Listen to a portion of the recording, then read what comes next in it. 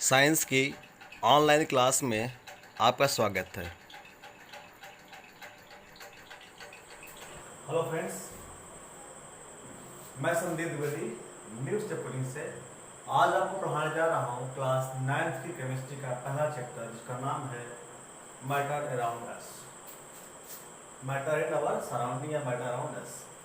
ठीक है, तो मैटर इन अवर सराउंडिंग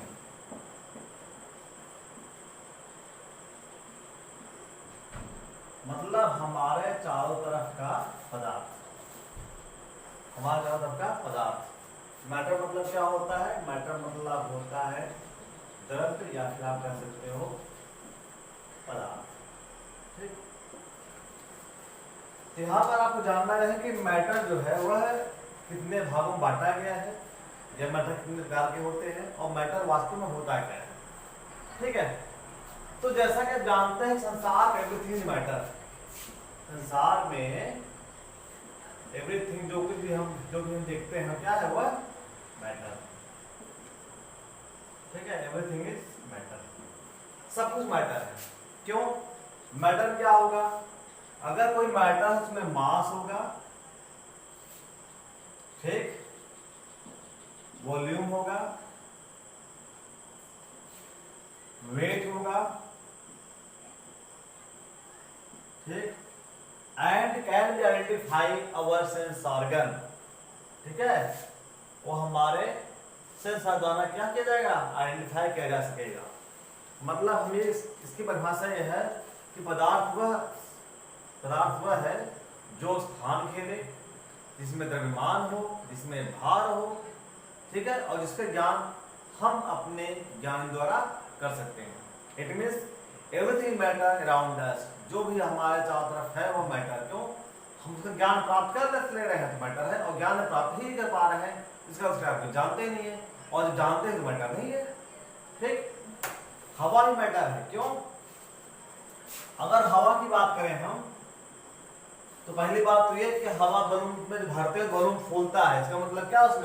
उसमें वॉल्यूम है, बलून फूलता है उसमें वॉल्यूम है, और मास उस मतलब क्वांटिटी, वेट मतलब भार, हवा भर देते हैं बलून का वजन बढ़ जाएगा। ठीक है, ये हुआ। और स्पेस लेगा, क्या लगा?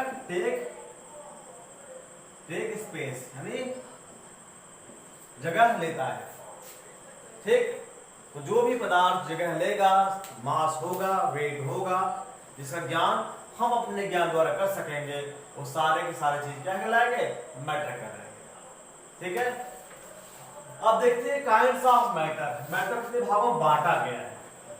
मैटर को कितने भागों में बांटा गया है?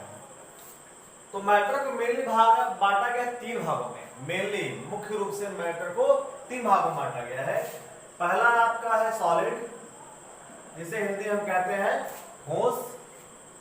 दूसरा आपका है लिक्विड, जिसे हम कहते हैं द्रव। और तीसरा आपका है क्या? गैस। जिसे क्या है आपका? गैस, जिसे हम गैस ही कहते हैं। ठीक, असल में ये तीन है, मुख्य रूप तीन है, लेकिन इसके अलावा भी दो और होते हैं। इसके अलावा दो और होते हैं। एक आपका है प्लाज्मा, ठीक, और आपका पांचवा है बोस-आइंस्टीन कंडेंसेट, BEC।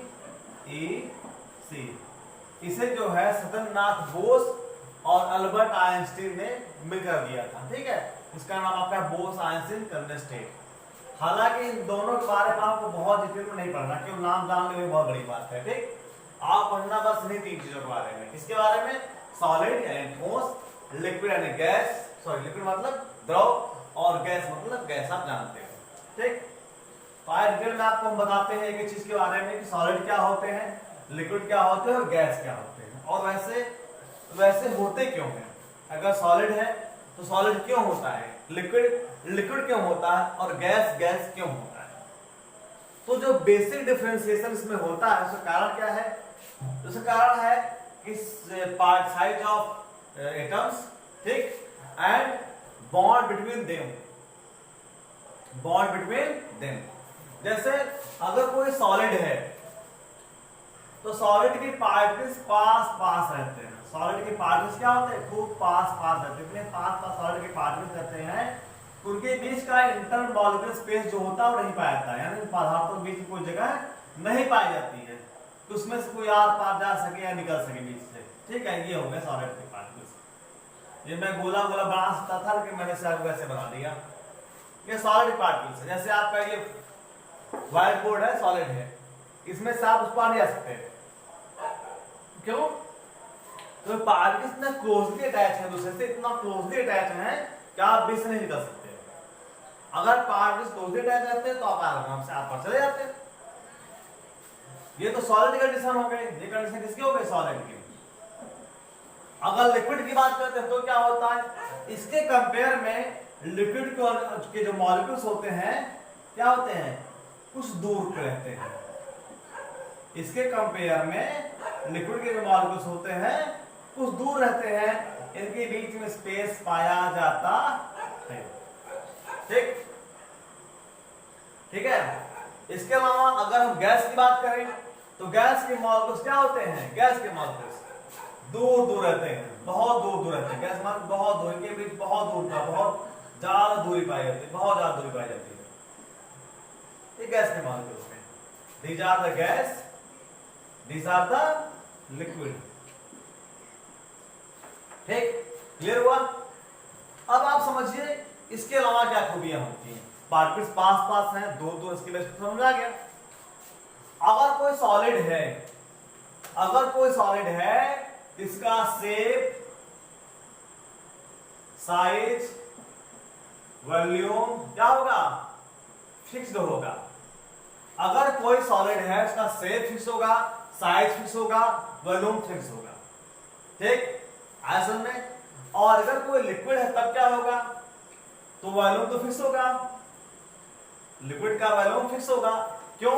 अगर आपने 1 लीटर दूध लिया है किसी लोटे में तो भी 1 लीटर है, उसे बाल्टी में डाल देंगे तब भी 1 लीटर रहेगा, मग में रखेंगे तब भी 1 लीटर रहेगा, पतीली में डाल देंगे तब भी 1 लीटर रहेगा, तो वॉल्यूम तो फिक्स हो गया। बट क्या होगा?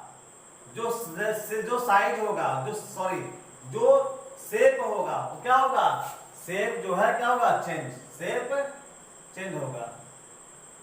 मतलब शेप आर नॉट फिक्स्ड। यहां पे सकते हो shape are not fixed, shape fixed नहीं होगा, volume are fixed, volume are fixed. Volume fix होगा और शेप फिक्स्ड नहीं होगा। ठीक, लिक्विड को जिस बर्तन में पोर करते हैं रखते हैं उस बर्तन का आकार ले लेता है।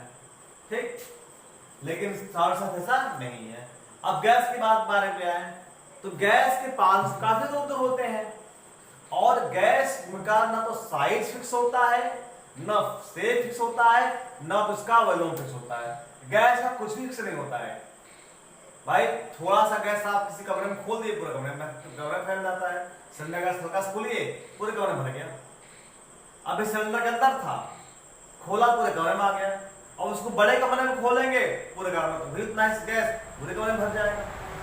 इसका मतलब उसका वॉल्यूम क्या हुआ? कमरे भर का हो गया, कमरे भर का उसका वॉल्यूम हो गया। इसलिए volume of and volume and what size volume and size of gas are not fixed. Gas का न तो वॉल्यूम फिक्स होता है और न तो उसका शेप फिक्स होता है। ठीक है, गैस की बात करें क्या होगा? गैस की बात करते हैं, गैस की बात करते हैं क्या होगा? Volume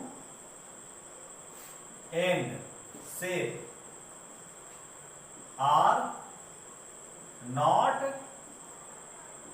fixed. ना तो वॉल्यूम फिक्स होगा, ना तो जो है आपका क्या होगा?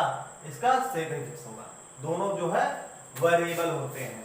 ठीक, अब इसके तो 3 आपके पास हो गए।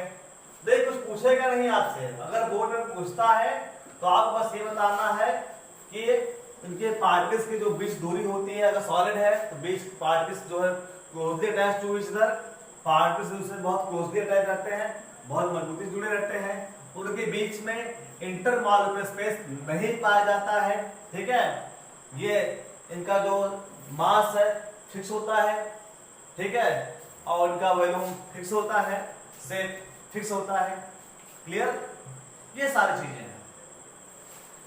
ठीक, अब आपको हम बताएंगे कि डिफरेंस क्या होता है मास में और वेट में। मास में और वेट में बहुत लोग समझते हैं कि मास और वेट दोनों एक ही है। मास मतलब होता है द्रव्यमान और वेट मतलब होता है भार। ठीक, वेट मतलब भार। अब यहां समझना हम इस तरह समझ सकते हैं, एक फॉर्मूला होता है W बराबर mg। ठीक, W बराबर mg। यहां पर क्या है, यह मास है, g क्या है, ग्रेविटी जो पृथ्वी की तरफ खींचती है। W आपका वेट है, यानी भार बराबर द्रव्यमान गुणे क्या, गुरुत्वाकर्षण जो पृथ्वी खींचती है गुरुत्वीय त्वरण।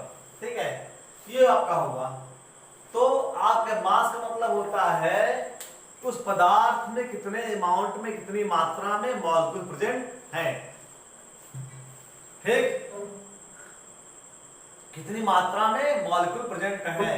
ठीक है, ये हुआ आपका मास। भार क्या होता है, भार का मतलब होता है उस मास पर कितनी ग्रेविटी काम कर रही है, उन दोनों का गुणनफल। The product of mass and gravity is known as the wait.